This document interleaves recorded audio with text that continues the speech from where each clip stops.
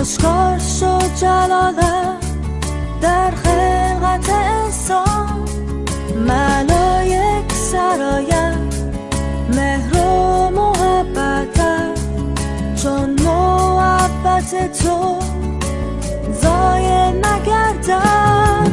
می سرایم با تمام وجودم، ستایم تو را شاه شاهان ایسان. بهرت خوانم زیباترین سرودم، زانو زنم سر فرود آورم. خالق آسمان زمین و این جهان، در قلب سیاهم نورت گشت آبان.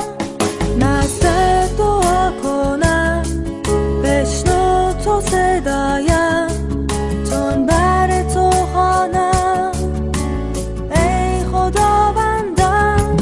می سرایم با تمام وجودم، ستایم تو را شاه شاهان ایسان. بهرت خوانم زیباترین سرودم، زانو زنم سر فرود آورم.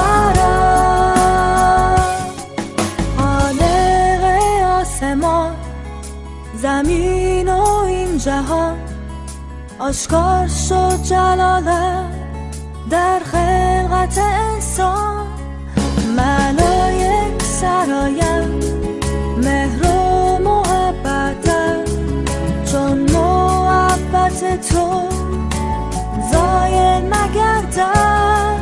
می سرایم با تمام وجودم، ستایم تو را شاه شاهان ایسان. بهرت خوانم زیباترین سرودم، زانو زنم سر فرود آورم. می سرایم با تمام وجودم، ستایم تو را شاه شاهان ایسان.